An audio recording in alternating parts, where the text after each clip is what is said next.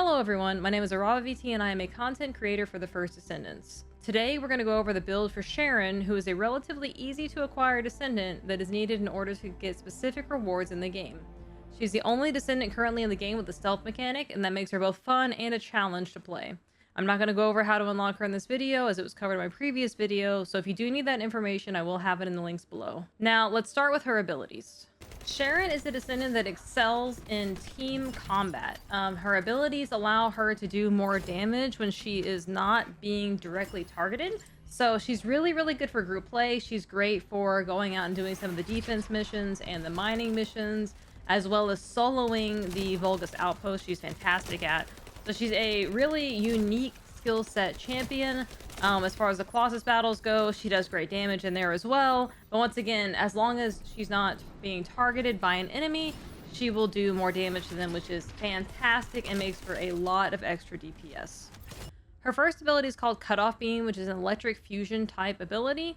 This does an AoE slice attack in front of her. Also, the cooldown reduction that I have in this particular build makes it very fast. I could do this about once every 2 seconds, so it's very fast. Lots and lots of damage, and this particular attack crits anywhere between 1.2 to 2.5 million damage on a 2-second cooldown, which is pretty fantastic for large mobs and large groups of enemies. Her second ability, which is really critical, is called Camouflage. So this is an electric dimension ability, which allows her to go invisible and lose aggro. It is important to note that while you're invisible, you can still be hit by attacks. So if they have a cone frontal attack or an AoE attack, you can still be hit and damaged. The damage does not knock you out of stealth, however, it just hurts. Her third ability is called Shock Nuts. Yes, guys, we can be adults. But it is an electric dimension ability that will stun a group of enemies in front of you. I will say using this ability is kind of squirrely to target. It seems to have a mind of its own sometimes, but it is really useful for when you are in CQC combat and you need them to back off. Her ultimate ability is it's a really long animation into a really cool ability. So I recommend doing this while you're stealthed, or you may get hit and die by a bunch of enemies. What this does allows you a massive amount of damage to multiple enemies with her Void Domination. This is an electric fusion based skill that targets up to 10 enemies.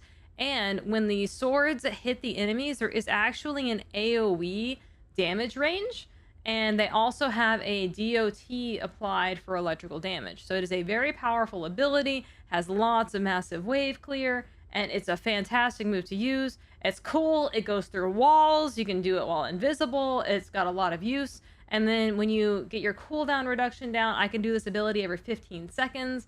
It does anywhere between 700 and 1 million damage off the bat, not including the DOT. So it is a massive damaging ability. It's fun. It's really fun to use. The only downside is the cast animation is quite long to get into it, but like I said, if you do it from stealth, you're usually not damaged and it's fine. Her passive is called Assassinator. So what this does is when she's in ambush state, killing an enemy will reset her camouflage. So you're in camouflage, you kill an enemy, you can go back into camouflage immediately. Even when you get out of camouflage, the ambush state lasts for a little bit longer than the actual camouflage does. So you do have the opportunity to go back into it.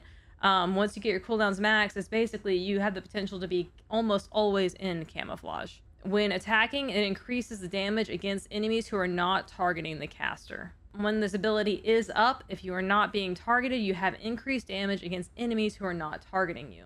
Now let's go into her Transcendent cards. Her first Transcendent card is a Battlesuit Melting Rounds, which modifies her third ability to be a stackable skill, which decreases the enemy's electric resistance instead of stunning them. So if you have a group of friends that are like highly electric, you've got a bunch of bunnies and this will help decrease their resistance to electric to allow you to do more damage. I tried this one out. Once again, I found that the targeting was really weird with this one. They didn't really go where I wanted to, and I didn't really feel the power of the electric defense down. So I did not really enjoy using this mod.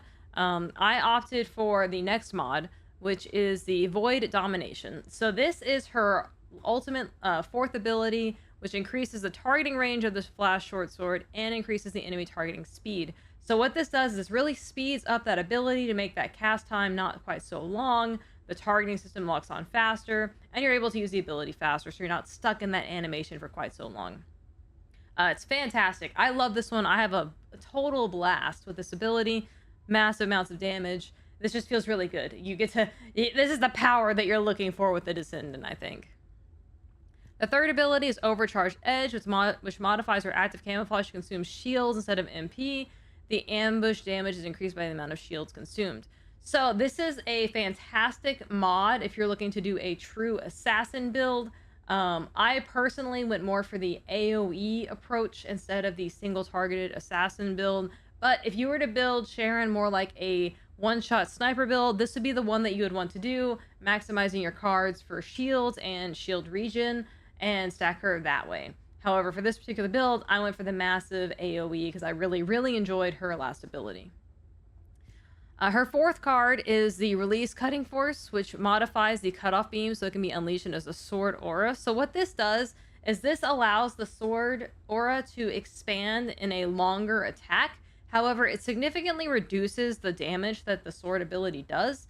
And how I tend to play this character is I'm either up front in combat, so I need my Q to be close range anyway to clear the enemies in front of me, or I'm way off in the back using my fourth ability to ult, so I don't particularly find this particular card useful. The damage fall off was just too much for me to want to use it. I prefer having a Q that is very powerful but kind of closer range, and then relying on my ulti to do massive damage to massive crowds of enemies. Alright, now for Sharen's modules. So the ultimate module that I have for this build is Void Domination, and this is the one that I spoke about this earlier. This is the one that increases the targeting range of the short sword and increases the targeting speed. So range on your ultimate and the speed at which it deploys means that you die less because you're not standing still for that long.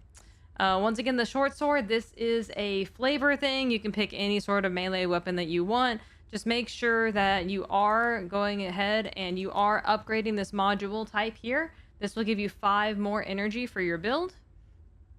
We have Focus on Electric, which increases her electric skill power and skill cooldown. We want to maximize her skill cooldown as much as possible so we can pop our ultimate and our Q as frequently as we can for maximum damage.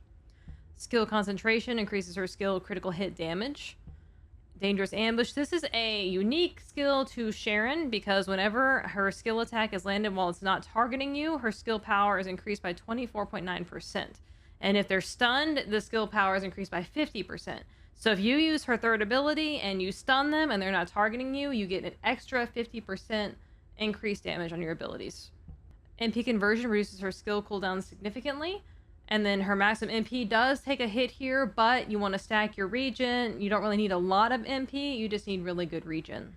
Nimble Fingers, once again, skill cooldown reduction. Focus on Fusion empowers her first and her ultimate ability, which is the AoE cone in front, and of course the big massive AoE damage. Spear and Shield, this gives her a little bit more defense while also modifying her skill power. Why we use this over Iron Defense is her skill power increase gives her more damage than her skill power modifier increase. I tested both of these, but this one gave her more damage. Frontlines gives her skill critical hit damage and skill critical hit rate. We want to be hitting those crits. The crits proc on her abilities, and it also procs on her damage over time. Emergency Measures gives her more crit rate and skill crit damage. We love those stats. Skill Insight increases her critical hit rate at 115.4%. So if you look over here, she has massive crit rate, crit damage, skill power. Her cooldowns are reduced by 74.3%. Her fusion skill power modifiers by 68%. She loses a slight amount of MP. Her defense is pretty stacked, and then her skill power ratio is at 8.1. So she's got a lot of ability power. She really does massive amounts of damage. Alright, now let's go over Sharen's components. So for the reactor, you're going to want an electric skill power, fusion skill power boost with the gun mounting of the gun that you're choosing to use.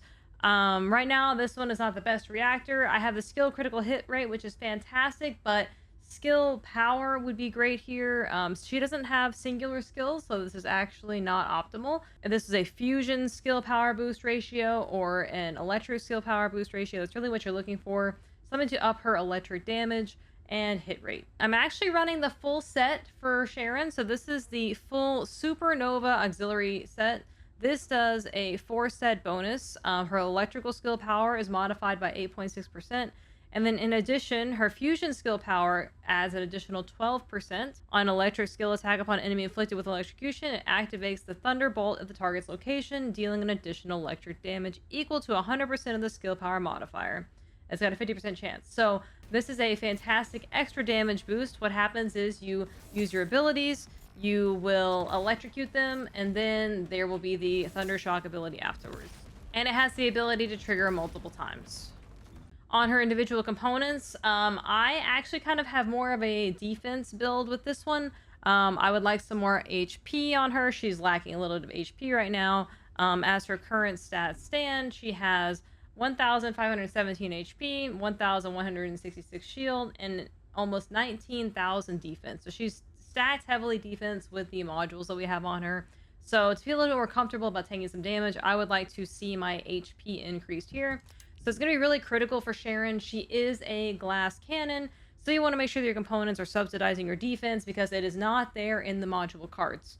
You will need to make sure that your components can keep you alive because the basic build has some built-in defense, some built-in increased HP, but it's really, you're going to need to help that out with the components.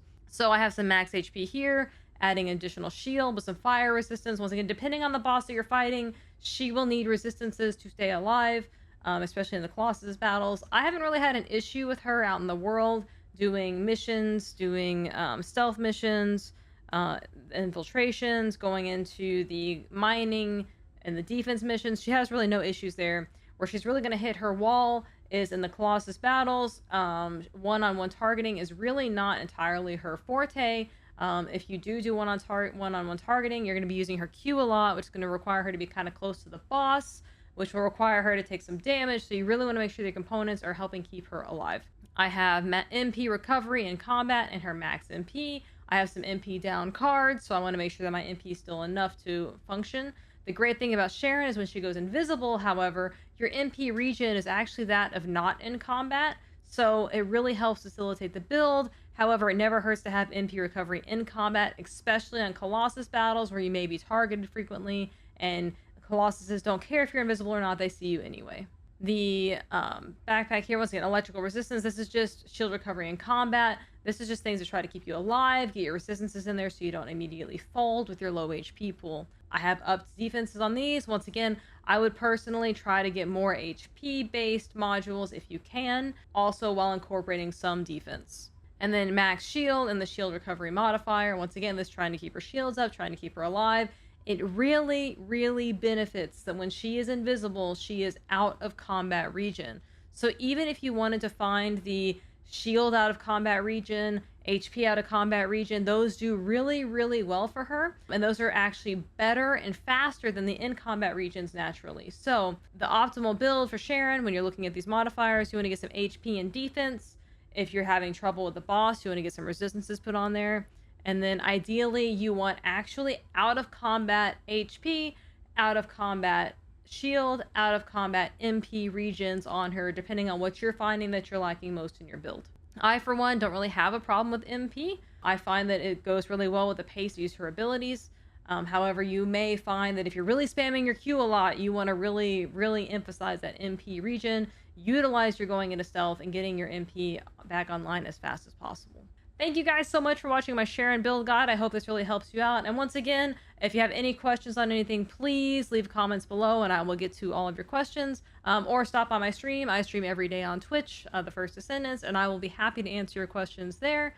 Please, please, please also have me as your content creator in the game. Go into the social tab, find my name, go down to the creator card, and then follow me as your creator. That will help me continue to make more videos like this. So for those of you that started out with Lepic, I will be trying to do a build for him. Hopefully 1 week from now, we'll have a new Lepic build. I will be using Ultimate Lepic just to cut down the amount of times I will have to grind the catalyst cards.